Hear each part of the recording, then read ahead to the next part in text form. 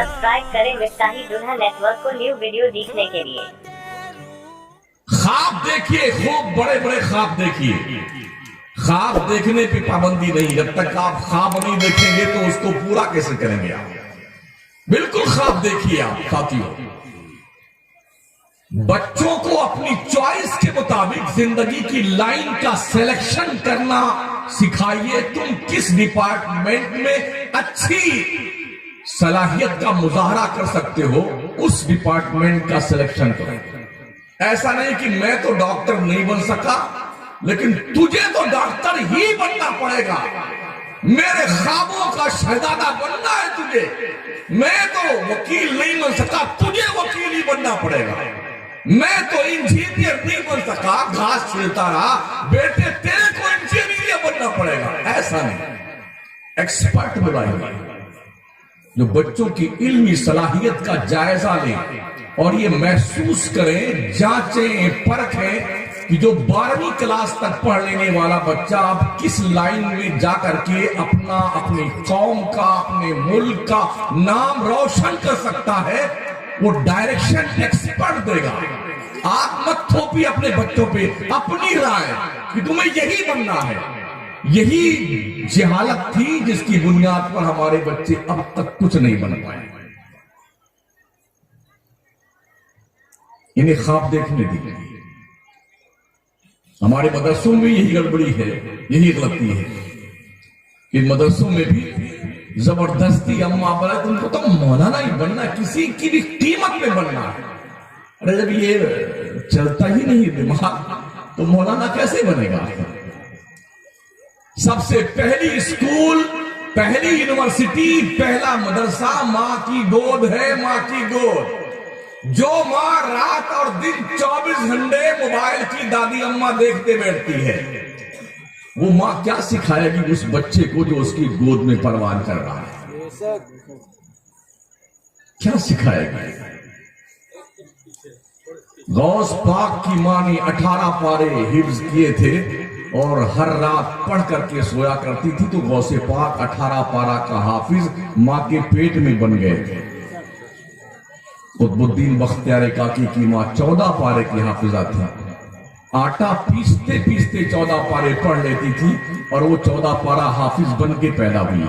और जब हजरत काजी हमीदुद्दीन नागौरी ने रस्म बिस्मिल्लाह खानी करवाई, जिस महफिल मुबारक में ख्वाजा मोइनुद्दीन चिश्ती भी तशरीफ रखते थे, जब उन्होंने चाहा मैं पढ़ाऊं कुतुबुद्दीन बख्तियार काकी को, गैब से आवाज आई नहीं मोइन, मैंने इसके रस्म बिस्मिल्लाह खानी के लिए काजी हमीदुद्दीन का सिलेक्शन किया है। वाए, और उन्होंने कहा बेटे पढ़ो। अली बाता सा की तख्ती शुरू की ना, कहा यहां से नहीं, कहा किधर से पढ़ना है, तो अलहम्द की अलिफ से जो शुरू किया है, 4 साल 4 महीने 10 दिन की मुद्दत शरीफ थी उम्र की। अलहम्द से शुरू किया और 14 पारे जब तक सुना नहीं दिए तब तक चलती रही गाड़ी, चलती रही। जब 14 पारा मुकम्मल कर लिया फिर खामोश हो गए। उस्ताद ने पूछा पढ़ने आए हो बेटा कि पढ़ाने आए हो? कहा नहीं हुजूर पढ़ने आए हैं। कहा ये कहां सीखा था? कहा मेरी माँ 14 पारा की हाफिजा थी, वो गुनगुनाती रहती थी, पढ़ती रहती थी, मैं पेट के अंदर से सुन सुन करके याद करता रहता था। पता चला माओ के किरदार का बच्चों की सृष्ट पे, बच्चों के ज़हनो फिक्र पे इतना ज्यादा गहरा असर मुरत्तब होता है। माँ अगर पाकीज़ा खातून होती है तो बेटे अब्दुल कादिर जिलानी पैदा होती है। माँ किरदार की हामिल होती है तो बेटे मोइनुद्दीन अजमेरी पैदा होते हैं। माँ बासलाहियत, ईमानदार, आबिद शब जिंदादार होती है तो बेटा हजरत कुतुबुद्दीन बख्तियारी की काकी पैदा होता है। माँ बासलाहियत होती है, आलिमा होती है, रब राकिया होती है तो बेटा मखदूम अशरफ जहांगीर समनानी बनता है।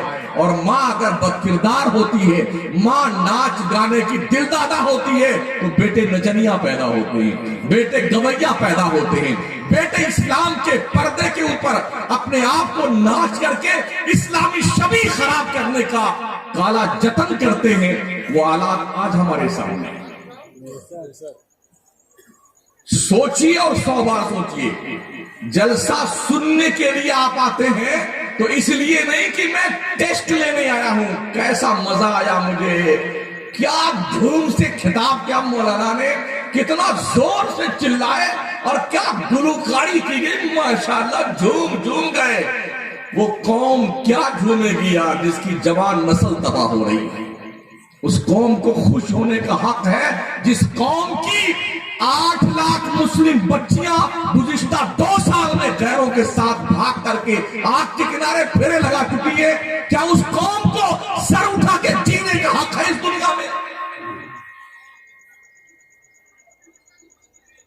कौन सा ऐसा अखबार है जिसकी हर दिन की कहीं ना कहीं सुर्खी मिल जाएगी, आज फला झाड़ी में एक मुस्लिम बच्चे की लाश पड़ी हुई मिली है? कौन सिखाएगा इन्हें कि दीन क्या है? क्या इन माओं की जिम्मेदारी नहीं बनती है कि अपने बच्चियों के दिल दिमाग में ये बात रासिख कर दे, तुम कनीज़े फातिमा हो और फातिमा वो थी जो जन्नत की मालिक है और जन्नती औरतों की सरदार, बावजूद इसके जिनकी शक्ल और सूरत को आसमान के चांद और सितारों ने नहीं देखा। ये कौन बताएगा बच्ची? हमारी वो बच्चियां जो कॉलेज और यूनिवर्सिटी पढ़ती हैं, हम रोज चलते हैं, कभी फ्लाइट में, कभी ट्रेन में, कभी एसी में, कभी जनरल में, कभी बस में, हम देखते हैं कौम की बहु बेटियां, बच्चियां और कौम के नौजवान शहजादे किसी भी यूनिवर्सिटी स्कूल में पढ़ते हो तो भ्रमण पे निकलते हैं। भ्रमण पे इनके टीचर होते हैं और टीचरनियां होती हैं। 100-100, 200, 150 बच्चे एक साथ निकलते हैं। कोई कश्मीर घूमने जा रहे हैं, माँ बाप ने सोचा मैंने तो गुड़िया को यूनिवर्सिटी में दाखिल कर दिया, गुड़िया पढ़ने गई, इन्हें क्या पता गुड़िया को जहर की पुड़िया पिलाई जा रही है। इन्हें क्या पता हमने जिस बच्ची को कॉलेज और यूनिवर्सिटी की दहलीज पे छोड़ा है वो बच्ची राबिया बसरी के नक्शे कदम पर नहीं चल रही है, बल्कि नाचने वाली औरतों के नक्शे कदम पे चल रही है। हमने माथे की आंखों से देखा है वो स्टूडेंट्स, वो लड़कियां जब ट्रेनों में सफर करती हैं, प्लेनों में, तो जो तूफान बदतमीजी वो लड़के और लड़कियां आपस में करते हैं, वो उसकी पैंट खींच रहा होता है, वो उसका टॉपर खींच रहा होता है, वो उसके गाल नोच रहा होता है। अरे ओ कौम के मुर्दा लोगों, जमीर जिनके मर गए हैं, कब जागोगे? कब जागोगे? जाहिर सी बात है यूनिवर्सिटी में आपको दाखिला दिलाना अपने बच्चियों का, बच्चों का। एक रूम अकेला लेकर के एक बच्ची नहीं रह सकती, तो क्या होता है? वो 3 लड़के 2 लड़की, 2 लड़के 1 लड़की, 4 लड़कियां 2 लड़के शेयरिंग बेस पर कमरा किराए पे लेते हैं और वहां पर वो रहते हैं आराम से। गलत कह रहा हूं? ये दुखती रग है जिस पे मैं उंगली रख रहा हूं। मुझे एंटीबायोटिक टेबलेट खिला करके मरीज को मौत के मुंह में डालने का हुनर नहीं आता है। मैं तो वहीं चीर फाड़ करता हूं जहां मवाद जमी हुई है। वो बच्चे और बच्चियां जो शेयरिंग बेस पे कमरे में, कहो मेरी बेटी और जामिया मिलिया में पढ़ रही है, मेरी शहजादी मुस्लिम यूनिवर्सिटी में पढ़ रही है। अच्छा था, पढ़ रही है।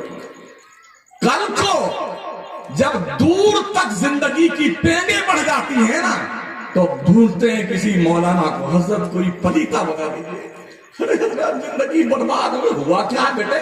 हम भी कभी कभी बैठते हैं अपने उन दोस्तों असातिज़ा के पास जो तावीज वगैरह बनाते हैं, तो आके हजरत तावीज बना दीजिए। हमारी बेटी जो है ना, जो डॉक्टर बन रही थी, वो किसी पंजाबी और सिंधी के साथ जो है वो शादी रचाने की प्लान बना चुकी है। दिल के फफूले जल उठे सीने के दाग से, इस घर को आग लग गई घर के चिराग से। कुछ होश के नाखून लेने को जी चाहता है। कैरियर बनाने की धुन ने हमारी कौम की बच्चियों को उम्र के उस सरहद पे पहुंचा दिया है जहां तक पहुंचने के बाद रूलिंग जिंदगी में एक लड़की 2-2, 3-3 बच्चों की मां बन जाया करती है और 45 साल की उम्र तक लड़कियां कैरियर बनाने के धुन में जुटी रहती ली है, फिर नतीजा ये होता है उस वक्त कोई उनको शादी का मैसेज और पैगाम नहीं आता है, तो जानते हो इसका साइड इफेक्ट क्या होता है? अगर कुछ भी शऊर की रोशनी हमारे दिमाग शरीर के खुलिये में मौजूद है ना, तो उस रोशनी का इस्तेमाल कीजिए, रिजल्ट क्या होता है। एक नया पैटर्न चल गया है, शौहर भी कमाने वाला होना चाहिए और बीवी भी कमाने वाली होनी चाहिए। ये हो रहा है ना, हाय हाय, शौहर भी कमाने वाला और बेगम भी कमाने वाली। एक की जॉब लग गई स्कूल पढ़ाने के लिए, एक की जॉब लग गई डॉक्टरी करने के सरकारी स्कूल में, दोनों के डिपार्टमेंट अलग है। अपनी अपनी मेहनत करके दोनों शाम को लौटे ना, अब दोनों थके हारे बैठे हैं। वो उधर शौहरे राजा बैठे हुए हैं, इधर बेगम महारानी बैठी हुई है। शौहर ये सोचता है कि बीवी पानी लेके आए और बीवी ये सोचती है शौहर पानी लेके आए। तो जानते हो ऐसे घरों का अंजाम क्या होता है? मैंने कई ऐसे जोड़े देखे हैं जो मरते दम तक रो रो के मरते हैं, रो रो के। काश ऐसा ना होता। एक बात सुन लीजिए, औरतें कमाने के लिए नहीं पैदा की गई हैं। ओ दूल्हे राजा, जब तुम कबिल तो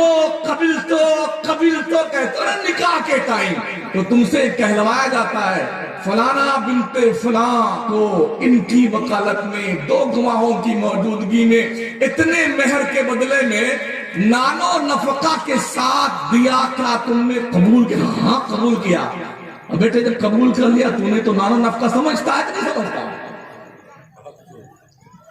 रोटी और खर्चा देने की जिम्मेदारी तुमने कबिल तो कह के लिए, अब क्यों चक्कर में पड़ा हुआ है? बेगम भी कमाए और हम भी कमाए। सुन लो, औरत किसे कहते हैं? औरत उस जात का नाम है जो घर के अंदर रह करके अपने शौहर के प्रॉपर्टी और उसकी औलाद की हिफाजत करे। मेरा नबी फरमाता है, ओ मेरी कौम के लोगों सुनो, जिस औरत का शौहर राजी हो और औरत का इंतकाल हो जाए, अल्लाह की जन्नत के 8 दरवाजों में से जिस दरवाजे से चाहे औरत जन्नत में जा सकती है। तो लोग कहते हैं नहीं जी, पढ़ना लिखना तो बहुत जरूरी, बिल्कुल जरूरी है पढ़ना लिखना। हम इससे कहां मना करते हैं? पढ़ो, मगर कैसी पढ़ाई? जैसी पढ़ाई राबिया बसरी ने की, पढ़ाई करो ना जैसी मैमूना सौदा ने पढ़ाई करी थी।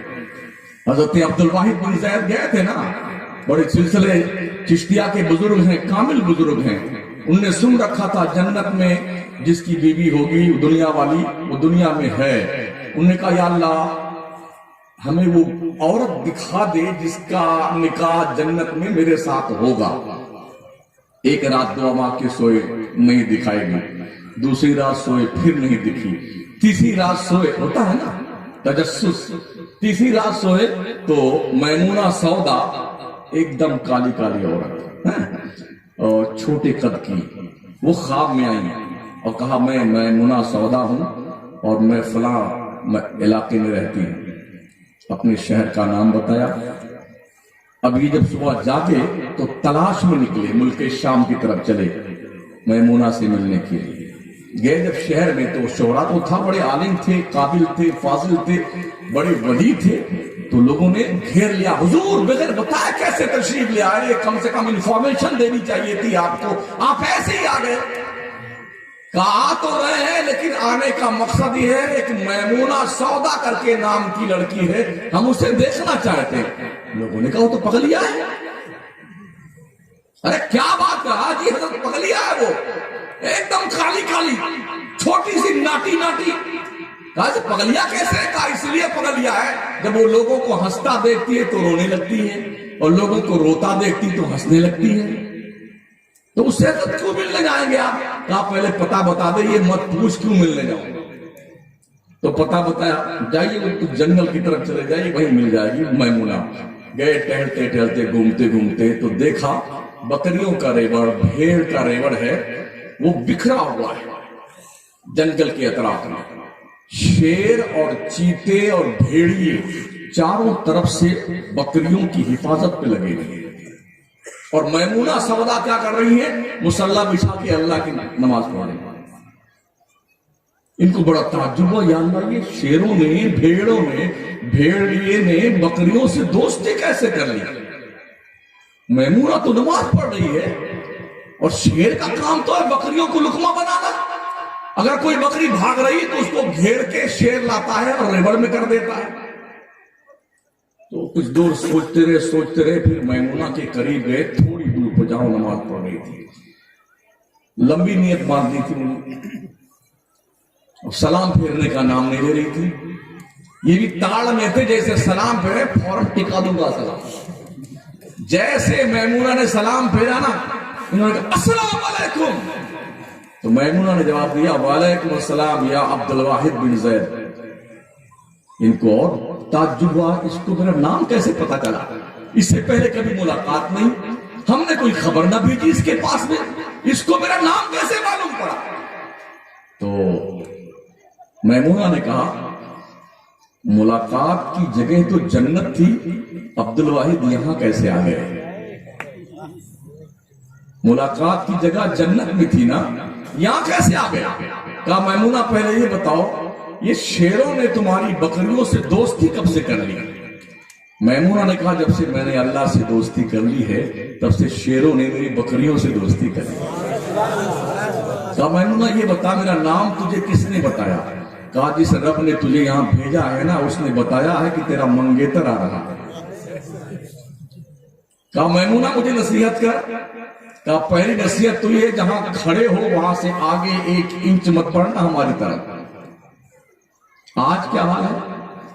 इधर एंगेजमेंट हुआ नहीं कि मोबाइल की दादी अम्मा का आदान प्रदान शुरू हो जाता है। बेहयाई बामे उरूज पे नाचती है, नंगा रक्स करती है, और फिर पूरी रातें गुजरती है इसी जंगलीपन में, पूरे दिन गुजरते हैं इसी जंगलीपन में। मुलाकातों की तरकीब सूझती है, कहां मिलना है, कहां चल के होटल में चाय पीनी है, कहां किस क्लब में जाना है, कहां क्या जोड़े खरीद कर गिफ्ट में देने हैं। ये आवारगी तबाह का दौर चलता है। नतीजा ये होता है शादी से पहले ही उन मराहिल से ये जंगली गुजर चुके होते हैं जिसकी इस्लाम में कतई कोई गुंजाइश नहीं होती है। हजरत मैमूना फरमाती है, जब उनका नसीहत करो, तो पहली नसीहत तो जहां खड़े हो वहां से आगे मत बढ़ना। कहा दूसरी नसीहत ये कि अब दोबारा पलट करके इस तरफ आना मत। कहा तीसरी ये है, अल्लाह की मोहब्बत और याद में ऐसे घुल जाओ जैसे नमक पानी में घुल जाता है कि तुम्हें कोई ना पहचाने, ना तुम किसी को पहचानो सिवाय रब के। चुपचाप चले जाओ अब्दुल वाहिद बिन जैद। उल्टे कदम वापस आ गए। क्या हमारी माएं और बहनें भी कुछ इससे सबक हासिल करें? जो सज धज करके हमने जिनको आज आते जाते देखा,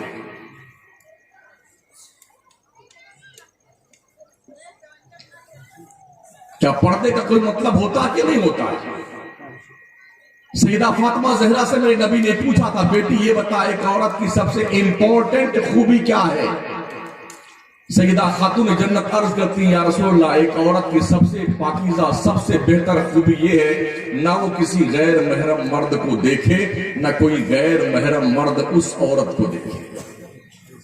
इमाम अहले सुन्नत ने जभी तो फरमाया ना, जिनका चेहरा ना देखा महो मेहर ने, उस रिदाए नुज़ाहत पे लाखों सलाम। इसलिए सैयदा फातिमा ज़हरा ने इंतकाल से पहले हजरत अली को वसीयत की थी, अली जब मेरा इंतकाल हो जाए मेरा जनाजा रात में उठाना। कहा क्यों? तुम तो खातून जन्नत हो, शहजादी रसूल हो, लख्त जिगरे मुस्तफा हो, हर कोई चाहेगा कि फातिमा के जनाजे में शामिल हो। तो फातिमा तुमने ये नसीहत वसीयत क्यों की है कि हम तुम्हें तुम्हारा जनाजा रात के वक्त उठाएं? आपने फरमाया था कि एक ऐसा वो बनाया जाएगा, ऐसी चारपाई जनाजा जिसमें रखा जाता है, ऊपर से ऐसे लकड़ी नुमा बना दिया गया था, जैसे डोली नहीं बनती थी पहले, डोलियों जो रुखसती होती थी औरतों की, तो डोली नुमा उस पर पर्दा डाल दिया गया। इसको बना करके हजरत फातिमा को दिखाया गया था, तो बड़ी खुश हुई थी कि हाँ बस ये ठीक है। तो आपको रात में ही उठाया गया, उसी में छुपा करके रखा गया। तो फातिमा ज़हरा से अली पूछते हैं वजीर इसकी वजह क्या है? फातिमा फरमाती हैं जिस फातिमा को जिंदगी में कोई देख करके ये फैसला न कर सका कि फातिमा मोटी है कि पतली है, फातिमा छोटी है या लंबी है, फातिमा ये गवारा नहीं करती है मरने के बाद डेड बॉडी को देख करके कोई ये अंदाजा लगाए फातिमा का कद कितना लंबा था। क्या हमें कोई डर से इबरत हासिल होगी इससे? इस्लाम की मुकद्दस शहदादियों, क्या तुम्हारी आबरू, तुम्हारी इज्जत, तुम्हारी इस्मत, क्या इसकी कोई वैल्यू नहीं है?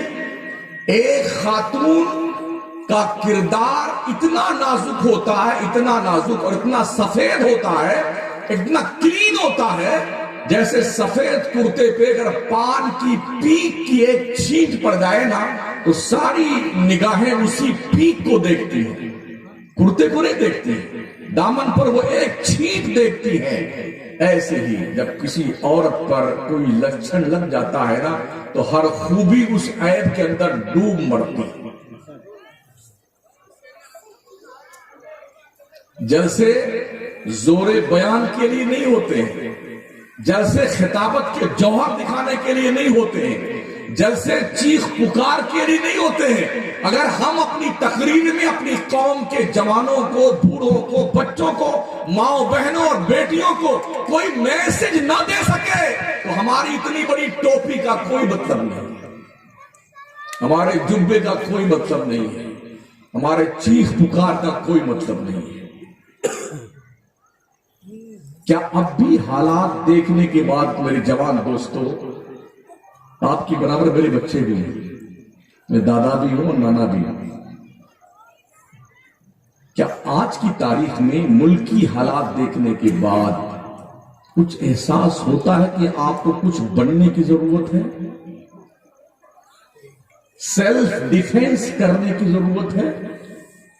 9-9 बजे तक सोते हो आप, क्या ये बेदार दिमाग हमारा नहीं होता कि हम सुबह जल्दी उठ करके कम से कम 10-15 किलोमीटर दौड़ लगाएं, वर्जिश करें, बॉडी बिल्डर बने, जोडू सीखें, कराटे सीखें, लाठी सीखें, पहलवानी करें, कभी जरूरत पड़ जाए तो मुल्क के भी काम आए और अपने भी काम आए। अगर बॉर्डर पर कोई दुश्मन हमारे मुल्क की सरहद पर आंख निकाल रहा है तो हमारे अंदर वो ताकत होनी चाहिए, हम उसकी आंखें निकाल लें। ये कब मुमकिन होगा? जब आपके अंदर ये जज्बा, ये शऊर, ये पहलवानी, ये शोखिए तबाह पैदा होगी, तब मुमकिन होगा। और पूड़ियां खा खा करके, जूस निकाल करके, गाल पिचका करके जहां खड़े हैं ना तो ऐसा लगता है किसी ने इसका जूस निकाल दिया। हाँ, बड़ी हैरत होती है, लगता है बगैर पान खाए अभी इनको मौत आ जाएगी। अगर पूरी ना चबाया ना बेटों ने तो लगता शायद अभी इनकी रूह निकाली जाएगी। घर पे चाहे चूल्हा न जलता और ढंग का, मगर 100 रुपए की पूरी हमारा बेहया नौजवान खा जाता है। क्या इस पैसे से तुम काजू नहीं खा सकते हो, बादाम नहीं खा सकते हो? इन पैसों से अपने सेहत बनाने के लिए कोई माजून नहीं खा सकते हो? हम जब भी कहीं तकरीर से वापस जाते हैं, लौटते हैं, आते हैं, रात के सुबह में 4 बजे के आसपास हमने गैरों के जवानों को सैकड़ों की तादाद पर सड़कों पे दौड़ते देखा है। जब तुम सो करके मीठी नींद ले रहे होते ना, दुनिया जो तुम्हें मारना चाहती है वो रात में रिहर्सल करती है और दिन में प्रैक्टिस करती है आपके ऊपर। क्या आंखें नहीं खुलेगी आपकी?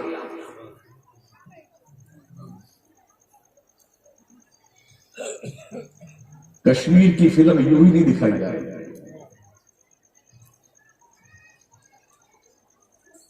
क्योंकि हम लाइसेंस रखते हैं ना, दाढ़ी, टोपी, कुर्ता, हम इसे हटा नहीं सकते हैं। हम चलते हैं ना तो लोग बड़ी खतरनाक नजरों से हमें देखते हैं। आम बंदा हमारा जिसके पास दाढ़ी नहीं है, रखता ही नहीं है, जिसका आईडी प्रूफ एज ए मुस्लिम पहचाना नहीं जाता है, 50 चलते घूमते, उन्हें क्या फर्क पड़ता है? लेकिन हम उस वक्त अपने आप को अकेला महसूस करते हैं जब एक बोगी में हम अकेले लगते हैं कि मुसलमान हैं, क्या सब कोई और है। 10 पंजाबी अगर कहीं जाते हैं तो सबकी पगड़ियां एक साथ दिखती है तो किसी की हिम्मत नहीं पड़ती नजर उठा के देख ले। उन्हें पता है 10 लोग हैं और हम 25 लोग होते हैं, लेकिन हमें पता नहीं चलता है। हर आदमी अपने आप को अकेला महसूस करता है। जालिम हाथ डाल देते हैं, ऐसे भी हादसा देखे हैं। एक एक आदमी को पकड़ करके लोग मार देते हैं और 25 रहते हैं, वो अकेला चीखता है काम तमाम। देखा है, अल्लाह ने आंखें दी हैं तो देखिए, शऊर दिया है तो सोचिए, कुव्वते फैसला दिया है तो फैसला कीजिए कि हमें सेल्फ डिफेंस का